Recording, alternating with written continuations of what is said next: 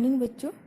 आज हम आपको डॉक्टर भगवत शरण उपाध्याय का जो पाठ है आपके सिलेबस में, आपके पाठ्यक्रम में गद्य प्रकरण के अंतर्गत अजंता, वो हम आपको पढ़ा रहे हैं। जिसके जो प्रमुख पैराग्राफ है, पाठ तो आप लोग पढ़ चुके हैं, ये प्रमुख पैराग्राफ है, उनके बारे में ध्यान दीजिएगा।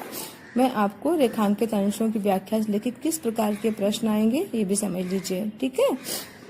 तो अजंता में जैसे ये है पैराग्राफ, जिंदगी की मौत, जिंदगी को मौत के पंजों से मुक्त कर उसे अमर बनाने की लिए आदमी ने पहाड़ काटा है। जिस तरह इंसान की खूबियों की कहानी सदियों बाद आने वाली है, पीढ़ियों तक ऊंचाई तक जाए, इसके लिए आदमी ने कितने उपाय सोचे और किए।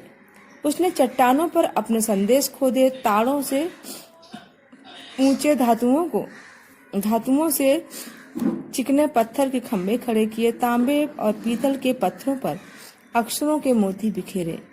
उसके जीवन मरण की कहानी सदियों के उतार पर सरकती चली आई है, जो आज हमारी अमानत विरासत बन गई है। जैसे पैराग्राफ है तो इसका आपको किस प्रकार से वो करना है। क्वेश्चन आएंगे आपको 6 नंबर के, कालांश इसका क्या होगा, इस तरह का आपको एक पैराग्राफ दिया जाएगा, उसका कालांश जो होगा वो 2-2 नंबर के आपके आएंगे। 3 क्वेश्चन, जिसमें जैसे है कि उपयुक्त अवतरण का संदर्भ लिखिए, ठीक है। रेखांकित अंश, जैसे रेखांकित अंश है ना, इसकी व्याख्या लिखिए। इंसान की विशेषताओं को पीढ़ियों तक पहुंचाने के लिए आदमी ने कौन सी युक्तियां सोची हैं और की हैं, इसके बारे में लिखिए। या फिर इस क्वेश्चन को ऐसे भी लिखा जा सकता है, ठीक। इस चीज को आप ध्यान से सुनिएगा। मैं आपको रेखांकित अंश की व्याख्या बता रही हूँ। जैसे ये था ना जिंदगी, ध्यान दीजिए, आप लोग सब लोग पुस्तक खोले हैं ना। जिंदगी को मौत के पंजों से मुक्त कर उसे अमर बनाने के लिए आदमी ने पहाड़ काटा है। तो आप इसको लिख सकते हैं कि अपने जीवन को मृत्यु के चंगुल से स्वतंत्र करके उसको अमर बना देने की कामना से, अमर बना देने की इच्छा से मनुष्य ने अनादिकाल से जो कार्य करता चला आ रहा है, वह केवल कामना ही नहीं करता आ रहा है, उसके लिए अथक प्रयास कर रहा है। पहाड़ काटना अर्थात अथक प्रयास करना। किस तरह इंसान की खूबियों की कहानी सदियों बाद आने वाली पीढ़ियों तक पहुंचाई जाए, इसके लिए आदमी ने कितने उपाय सोचे और किए, है ना। कि अपनी सदियों को, जो आने वाली पीढ़ियां हैं, तो सदियों का जो इतिहास है, जो महानता है, किस तरह उनको बताई जाए, इस पे आदमी ने कितना प्रयास किया। तो इस पर है, आप इसको विस्तार से कह सकते हैं कि वह अपने को भले ही अमर नहीं बना सका, किंतु अपने जीवन के अविस्मरणीय, जिसको भुलाया ना जा सके, उन पलों को अमर बनाने में अवश्य सफल रहा है। उसके लिए उसने पर्वत की गुफाओं को काटकर जीवन के उन पलों को संजोकर, ये गुफा चित्र है, अजंता तो आप जानते ही हैं, गुफा है, अजंता एलोरा की गुफा है, तो जीवन के उन जीवंत चित्रों को संजोकर। तो बच्चों, ये आपने अभी रेखांकित अंश की व्याख्या अभी आप सुन रहे थे। और जो पहला है ना, उपयुक्त अवतरण का संदर्भ लिखिए, ठीक है। ये प्रश्न आपका आएगा तो संदर्भ तो आप समझ ही रहे हैं कि प्रस्तुत कैसे आप लिखेंगे। प्रस्तुत गद्यांश हमारी पाठ्य पुस्तक हिंदी के गद्य खंड या गद्य प्रकरण में संकलित अजंता नामक पाठ से लिया गया है।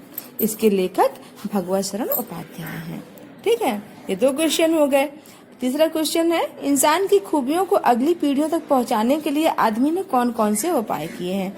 ये हमने आपको बताया ही कि उसने अपनी सदियों का जो इतिहास था, जो सारी चीजें थी, उसको उसने अपनी पीढ़ियों तक पहुंचाने के लिए कभी गुफाओं के माध्यम से, कभी अभिलेखों के माध्यम से, तो कभी जो अविस्मरणीय पल थे, जो रेखांकित अंश में हमने आपको समझाया, उनको उसने इन सब के माध्यम से संजोया, ताकि अगली पीढ़ियां समझ सकें, ठीक है ना। तो ये आपका हो गया जी इस पैराग्राफ का, इस गद्यांश का प्रश्न उत्तर। ध्यान रखिएगा कि ये आपके 6 नंबर का ये आपका अंक भार है। इसी प्रकार अजंता का एक और, अब संदर्भ और वो समझ ही गए आप। रेखांकित अंश की व्याख्या हम आपको फिर बता देते हैं। और जैसे संग साजों ने उन गुफाओं पर रौनक बरसाई है, चितेरे जैसे रंग और रेखा में दर्द और दया की कहानी लिखते गए हैं, कलावंत छेनी से मूर्तें उभारते कोरते गए हैं, वैसे ही अजंता पर प्रकृति का नूर बरस रहा है। प्रकृति भी वहां थिरक उठी है। बंबई के सूबे में बंबई और हैदराबाद के बीच विंध्याचल बच्चे समझ रहे हैं ना, पर्वत श्रृंखला पूरब पश्चिम दौड़ती हुई पर्वतमालाओं से निचौंधे पहाड़ों का एक सिलसिला उत्तर से दक्षिण चला गया है, जिसे क्या कहते हैं, सह्याद्री। अजंता के गुहा मंदिर उसी पहाड़ी जंजीर को सनाथ करते हैं। सनाथ अर्थात उनका एक अपनी पहचान देते हैं। अनाथ होता है जिसका कोई नहीं होता है, सनाथ जिसका कोई होता है। ठीक है, अब रेखांकित अंश की व्याख्या आप समझ लीजिए। प्रस्तुत पंक्तियों में लेखक कहता है कि अजंता की गुफाओं में बनी मूर्तियां और चित्रकलाओं को देखकर ऐसा प्रतीत होता है जैसे पत्थर को सजीव बनाने वाले कलाकारों ने वहां सौंदर्य की वर्षा कर दी हो। इतना खूबसूरत है, कभी आप लोग बड़े होंगे, कभी मौका मिले वहां जाएंगे तो आपको लगेगा जैसे पत्थरों में जिंदगी डाल दी गई हो। पत्थर को तराशने वाले कलाकारों ने अपनी छेनी और हथौड़ों से जैसे मतलब प्राण फूंक दिए हों, एकदम सजीव लगता है आपको वहां पर। चित्रकारों ने अपनी तुलिका समझ रहे हैं बच्चों, ब्रश, तुलिका के रंगों की सारी पीड़ा और दया के भाव को साकार करने वाले चित्र अंकित किए हैं। मानव की कला जहाँ सजीव हो उठी है, उस सजीव कला में प्रकृति ने भरपूर योग दिया है। इतना खूबसूरत वहाँ का वातावरण है, क्योंकि अभी आपने ये विंध्याचल लिखा है ना, विंध्याचल क्या है, ये आपके उत्तर और दक्षिण को बांटने वाली मध्य भारत की श्रृंखला, पर्वत श्रृंखला है। ठीक है, ये उत्तर और दक्षिण भारत को बांटती है। सबसे लंबी पर्वत श्रृंखला कौन सी है, विंध्याचल, और सबसे पुरानी पर्वत श्रृंखला अरावली।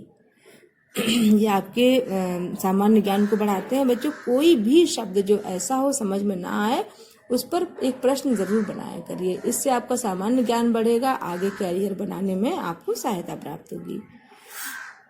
ठीक है, तो अब आते हैं, ये हमने आपको रेखांकित अंश की व्याख्या बताई। एक इसमें क्वेश्चन ये है, गद्यांश तो आपको बता ही दिया है। एक क्वेश्चन है कि अजंता की मूर्ति कला की कौन सी विशेषताएं इस गद्यांश में बताई गई हैं। तो इसमें अजंता की मूर्ति कला की जो विशेषताएं बताएंगी वो क्या है कि वो अत्यंत जीवंत है, दया भाव को प्रकट करने वाली हैं। चित्रकार ने उन्हें ऐसे उकेरा है, ऐसे रंगों का प्रयोग किया है जैसे लगता है कि दुख, दर्द और दया सजीव उठते हैं। बच्चों, वहाँ एक राजकुमारी का, सोती राजकुमारी का चित्रण है जो काफी बीमार अवस्था में है। इस खूबसूरती से उसको उभारा गया है। जब कभी आप देखेंगे तो आपको लगेगा ये कोई जैसे बीमार, निष्प्राण, रक्तहीन कोई राजकुमारी सोई हुई है। इसका पूरा श्रेय किसको जाता है? जो आपको देख के समझ में आ जाए, लगता ही नहीं कि वो पत्थरों पर उकेरी गई है। इसका श्रेय जाता है तुलिका को, तुलिका अर्थात ब्रश, रंगों और सबसे ज्यादा कलाकार को। ठीक है, अब आते हैं तीसरे पैराग्राफ पे। तीसरा पैराग्राफ, कितना जीवन बरस, रेखांकित अंश देखिएगा बच्चों, बाकी क्वेश्चन सब मिलते जुलते हैं ही। कितना जीवन बरस पड़ा है इन दीवारों पर, जैसे फसाने अजायब का भंडार खुला हो। कहानी से कहानी बनती चली गई, बंदरों की कहानी, हाथियों की कहानी, हिरणों की कहानी, क्रूरता और भय की, दया और त्याग की। जहाँ बेरहमी है वहीं दया का समुद्र भी उमड़ पड़ा है।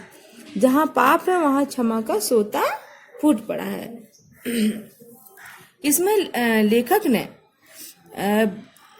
बाकायदे, इस गद्यांश में लेखक ने गुफाओं पर जो चित्र बने इतना सुंदर उसका वर्णन किया है कि वहां लगता है जैसे जानवरों की कहानियां हैं, जिसमें बंदरों की कहानियां। ध्यान से सुनिएगा बच्चों, रेखांकित अंश की व्याख्या बता रही हूं मैं।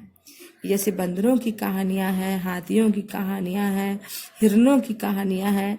मानवीय यानी मनुष्यों के भावों को प्रदर्शित करने वाली कहानियों में क्रूरता, भय की, दया और त्याग की कहानियां भी वहां चित्रित हैं।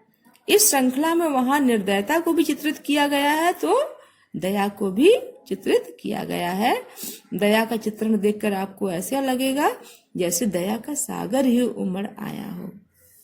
ठीक है, तो बच्चों ये प्रमुख पैराग्राफ थे जो मैंने आपको भली बात समझाए, और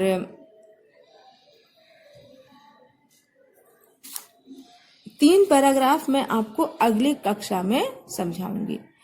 एक चीज को बच्चों ध्यान दीजिए कि आपका कुछ भी हो, आप कोशिश करिए कि अब चूंकि हमारे स्कूल में सारी सुविधा है, सैनिटाइजिंग है, साफ सफाई है, मास्क है, चेकिंग है, सब कुछ है, तो सिर्फ वो बच्चे जो कहीं ना कहीं संक्रमण है, चाहे वो फीवर का हो या जो भी हो, जुकाम हो, वो बच्चे छोड़कर बाकी बच्चे स्कूल अवश्य आए। ये इतना कीमती समय है कि आप अगर इसको नहीं ध्यान देंगे तो आपको बाद में दिक्कत हो जाएगी, है ना बच्चों।